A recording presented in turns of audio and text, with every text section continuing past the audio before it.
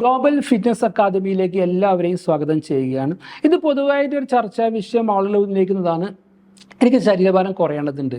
നമ്മുടെ കേരളത്തിൻ്റെ രീതിയിൽ നമ്മൾ ഏത് ഭക്ഷണങ്ങളാണ് ഉപയോഗിക്കണമെന്ന് ചോദിക്കാറുണ്ട്. അതിനു മുമ്പ് നമ്മൾ കഴിക്കുന്ന ഭക്ഷണത്തെ നമുക്ക് ഏകദേശം തരംതിരിക്കേണ്ടതുണ്ട്. മലയാളി കഴിക്കുന്ന ഭക്ഷണത്തിൽ മെയിനായിട്ട് ഒന്ന് കാർബോഹൈഡ്രേറ്റ്, രണ്ടാമത്തത് പ്രോട്ടീൻ, മൂന്നാമത്തെ ഫാറ്റ്. ഈ ഐറ്റത്തിലാണ്. കാർബോഹൈഡ്രേറ്റ് പറഞ്ഞാൽ അരി, ഗോതമ്പ്, അതുപോലെ തന്നെ ധാന്യത്തിൻ്റെ വസ്തുക്കൾ, പിന്നെ അതുപോലെ തന്നെ ഉരുളക്കിഴങ്ങ്, പിന്നെ എന്താ പറയുക കപ്പ, ഇത്ര രീതികളാണ് കാർബോഹൈഡ്രേറ്റ് അടങ്ങിയ സാധാരണ ഭക്ഷണങ്ങൾ. അതുപോലെ തന്നെ മണ്ണിൻ്റെ അടിയിലുള്ള ഏകദേശം മിക്ക കിഴങ്ങ് വർഗ്ഗങ്ങളും ഈ കാർബോഹൈഡ്രേറ്റിൽ ഉൾപ്പെടുന്നത്. എന്നാൽ ക്യാരറ്റ് ഒന്നും കാർബോഹൈഡ്രേറ്റ് അല്ല കേട്ടോ. പിന്നെ പ്രോട്ടീൻ അടങ്ങിയ ഭക്ഷണം. പ്രോട്ടീൻ അടങ്ങിയ ഭക്ഷണം എന്ന് പറഞ്ഞാൽ കടലവർഗ്ഗങ്ങൾ, പയറുവർഗ്ഗങ്ങൾ, ചിക്കന്, ബീഫ്, അതൊക്കെ ഏകദേശം പ്രോട്ടീൻ അടങ്ങിയ ഭക്ഷണങ്ങളാണ്. പിന്നെ ഫാറ്റിലടങ്ങുന്നത് കൊഴുപ്പുള്ളത് ഒന്ന് നെയ്യ്, പിന്നെ നമ്മൾ മിൽമ നെയ്യിൽ പ്രധാനപ്പെട്ട അത്, പിന്നെ നമ്മൾ കരിക്കാനോ വറക്കാനോ ഉപയോഗിക്കുന്ന എണ്ണവർഗ്ഗങ്ങളൊക്കെ ഫാറ്റിൽ ഉൾപ്പെടുത്താം. അപ്പോൾ ഈ നമ്മൾ കഴിക്കുന്ന ഈ കാർബോഹൈഡ്രേറ്റ്, പ്രോട്ടീന്, ഫാറ്റ്, ഇതിലേറ്റവും അപകടമുള്ള ഭക്ഷണം എന്ന് പറഞ്ഞാൽ കാർബോഹൈഡ്രേറ്റുകളാണ്.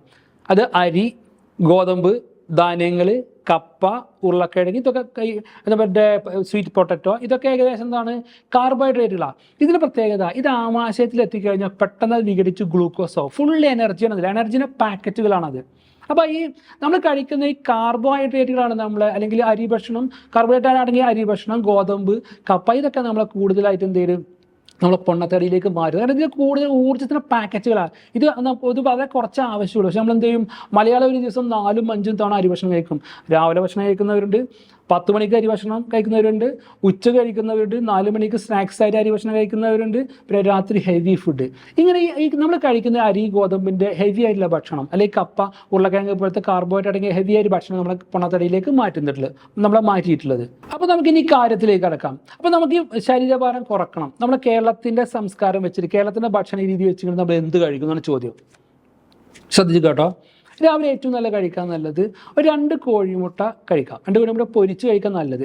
പൊരിക്കുന്നതിലേക്ക് കുറച്ച് ഉള്ളിയോ പച്ചക്കറികളൊക്കെ വെച്ച് കുറച്ച് കണ്ടൻറ്റ് കൂട്ടുക, കുറച്ച് നല്ല വോളി ഉണ്ടായിക്കോട്ടെ. ഇപ്പോൾ 2 കോഴിമുട്ട, കുറച്ച് മറ്റേ ഇലവർഗ്ഗം ഇതിലിടുക, ഉള്ളി അല്ലെങ്കിൽ അതുപോലത്തെ കുറച്ച് പച്ചക്കറികളൊക്കെ ഐറ്റംസ് അതിൽ അരിഞ്ഞിട്ട് കുറച്ച് കണ്ടൻറ്റ് കൂട്ടാം.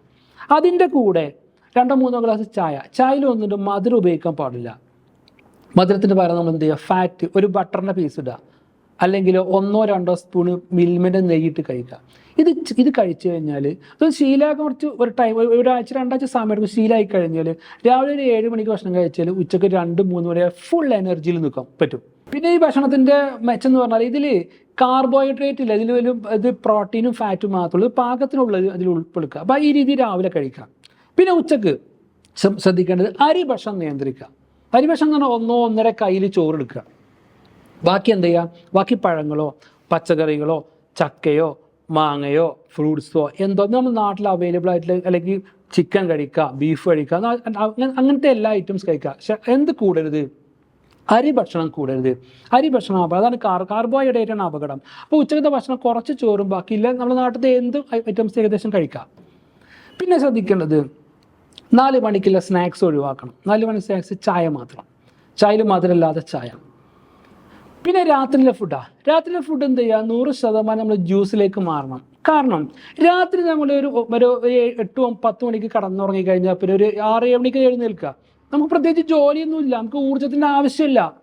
അപ്പോൾ എന്ത് ചെയ്യുക, ഈ രാത്രി നമ്മൾ ഹെവി ഫുഡ് കഴിച്ചാൽ ഈ ദഹിപ്പിക്കാൻ വേണ്ടി നമ്മൾ രാത്രി ഹെവി ഫുഡ് കഴിച്ചു വിചാരിച്ചോ, ദഹിക്കാൻ വേണ്ടി ശരീരം ഒരുപാട് പ്രയാസപ്പെടും. നമ്മൾ ഉറങ്ങുക, ആ സമയത്ത് ദഹന പ്രക്രിയകളും ദഹനഗ്രന്ഥികളും ഒരുപാട് അസ്വസ്ഥപ്പെടുന്നുണ്ട് ദഹിപ്പിക്കാൻ വേണ്ടി. അപ്പോൾ രാത്രി നമ്മൾ ബോധപൂർവ്വം ജ്യൂസിലേക്ക് മാറും, നല്ല കട്ടിലൊരു ജ്യൂസിലേക്ക്.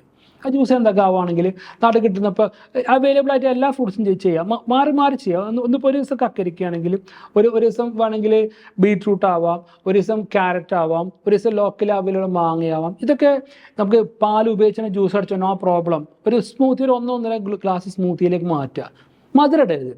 എന്നിട്ട് എന്ത് ചെയ്യുക, ഇനി അത്ര മധുരം നിർബന്ധമാണെങ്കിൽ ഡേറ്റ്സിൻ്റെ 1-2 പീസ് ഇട്ടിട്ട് അത് മധുരം ബാലൻസ് ചെയ്യുക. എന്നിട്ട് ചെയ്യേണ്ടത് രാത്രി വൈകി കുടിക്കല്ല വേണ്ടത്. ഒരു 7 മണി 8 മണീൻ്റെ സമയത്ത് ഈ ജ്യൂസ് കഴിക്കുക. ഒരു 10 മണിക്ക് ഉറങ്ങുക. കാരണം എന്താ, 2 മണിക്കൂറിനുള്ളിൽ ഏകദേശം എല്ലാം ദഹിച്ചിട്ടുണ്ടായിരിക്കും. നിങ്ങൾ ആമാശയൊക്കെ നല്ല എംപ്റ്റി ആയിരിക്കും. രാത്രി ഉറക്കം ഇങ്ങനെ ജ്യൂസ് കഴിച്ച് ഉറങ്ങുകയാണെങ്കിൽ രാത്രി നല്ല ഉറക്കം നിങ്ങൾ കിട്ടും. ഉറക്കത്തിൽ അസ്വസ്ഥതകളൊന്നും ഉണ്ടാവില്ല. പിന്നെ നിങ്ങളെ ശരീരത്തിന് നല്ല രീതിയിൽ റെസ്റ്റ് എടുക്കാൻ പറ്റും. പിന്നെ മാത്രമല്ല രാവിലെ കോൺസ്റ്റിപ്പേഷൻ മലബന്ധം പ്രശ്നങ്ങളൊക്കെ ഉണ്ടാവില്ല. പിന്നെ രാവിലെ ഉണരുമ്പോൾ തന്നെ ഒരു എനർജി നമുക്ക് ഫീൽ ചെയ്യും, ഒരു സന്തോഷം ഫീൽ ചെയ്യും നമുക്ക്. അപ്പോൾ ഇത്തരം രീതിയിലാണ്. ഒന്നുകൂടി പറയാം ഈ ഭക്ഷണ രീതികൾ. രാവിലെ 2 കോഴിമുട്ട പൊരിച്ച് കഴിക്കുക, വെജിറ്റബിൾസ് കുറച്ചുകൂടി കണ്ടന്റ് കൂട്ടുക, പിന്നെ 2-3 ഗ്ലാസ് ചായയിൽ ബട്ടർ ഇടുക രാവിലത്തെ ഫുഡ്.